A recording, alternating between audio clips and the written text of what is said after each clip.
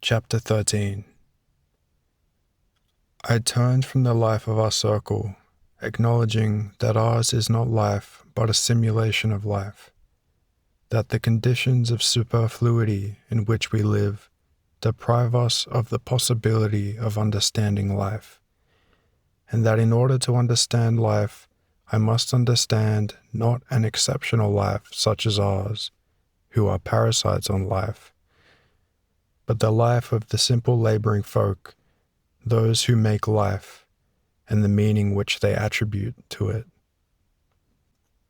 The simplest laboring people around me were the Russian people, and I turned to them and to the meaning of life which they give. That meaning, if one can put it into words, was as follows. Every man has come into this world by the will of God, and God has so made man that every man can destroy his soul or save it. The aim of man in life is to save his soul, and to save his soul he must live godly, and to live godly he must renounce all the pleasures of life, must labor, humble himself, suffer, and be merciful.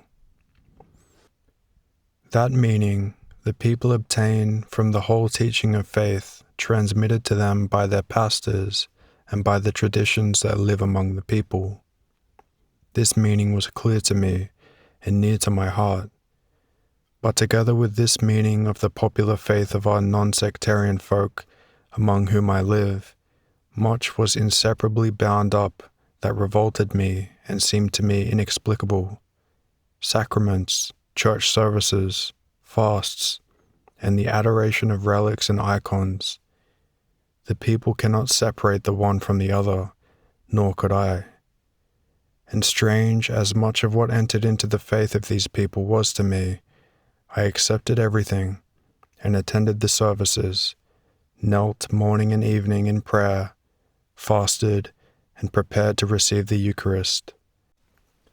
And at first my reason did not resist anything. The very things that had formerly seemed to me impossible did not now evoke in me any opposition. My relations to faith before and after were quite different.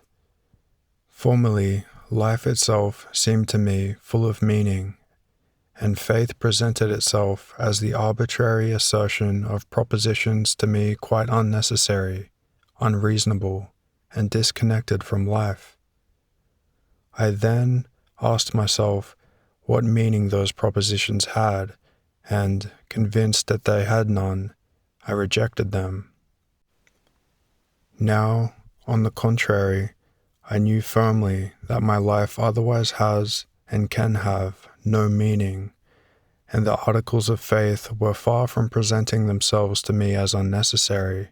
On the contrary, I had been led by indubitable experience to the conviction that only these propositions presented by faith give life a meaning.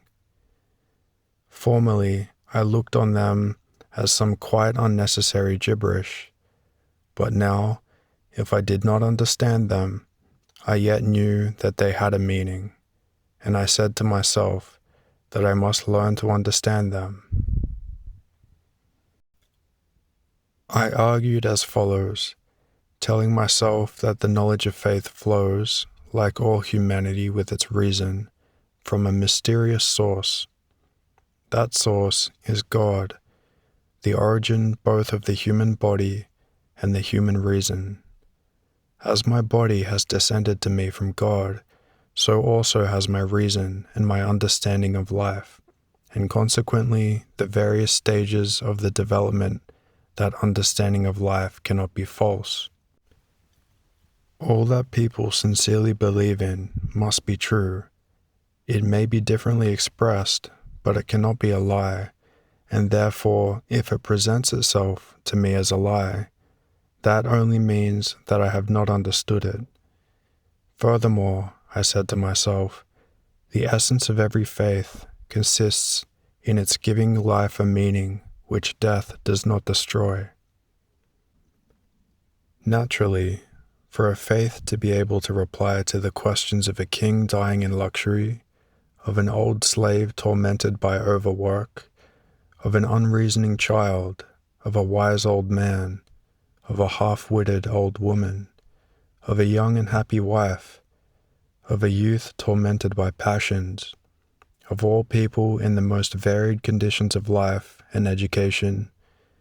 If there is one reply to the one eternal question of life, why do I live, and what will result from my life?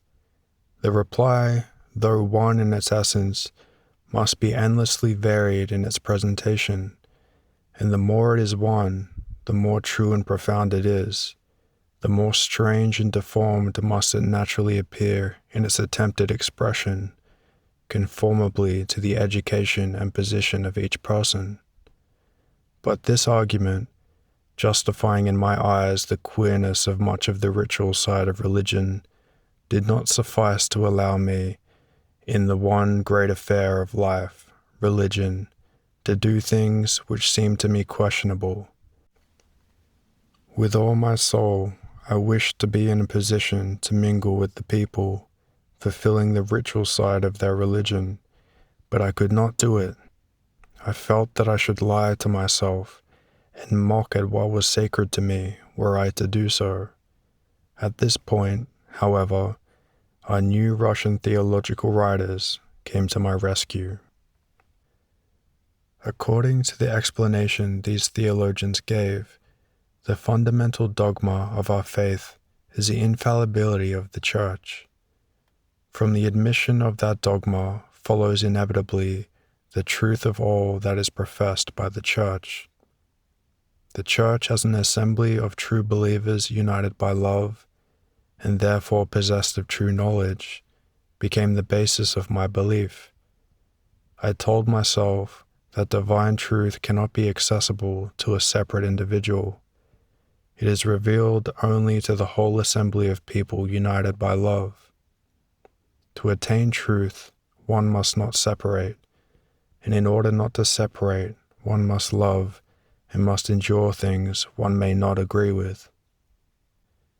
Truth reveals itself to love, and if you do not submit to the rights of the Church, you transgress against love, and by transgressing against love, you deprive yourself of the possibility of recognizing the truth. I did not then see the sophistry contained in this argument. I did not see that union in love may give the greatest love, but certainly cannot give us divine truth expressed in the definite words of the Nicene Creed. I also did not perceive that love cannot make a certain expression of truth an obligatory condition of union. I did not then see these mistakes in the argument, and thanks to it was able to accept and perform all the rites of the Orthodox Church without understanding most of them. I then tried, with all the strength of my soul, to avoid all arguments and contradictions, and tried to explain as reasonably as possible the Church statements I encountered. When fulfilling the rites of the Church, I humbled my reason and submitted to the tradition possessed by all humanity. I united myself with my forefathers, the father, mother, and grandparents I loved. They and all of my predecessors believed and lived, and they produced me. I united myself also with the missions of the common people whom I respected. Moreover, those actions had nothing bad in themselves. Bad, I considered the indulgence of one's desires. When rising early for church services, I knew I was doing well, if only because I was sacrificing my bodily ease to humble my mental pride for the sake of union with my ancestors and contemporaries, and for the sake of finding the meaning of life. It was the same with my preparations to receive communion and with the daily reading of prayers with genuflections, and also with the observance of all the fasts. However insignificant these sacrifices might be, I made them for the sake of something good. I fasted, prepared for communion, and observed the fixed hours of prayer at home and in church. During church service, I attended to every word, and gave them a meaning whenever I could. In the Mass, the most important words for me were, "Let us love one another in conformity." The further words, "In unity we believe in the Father, the Son, and Holy Ghost," I passed by, because I could not understand them.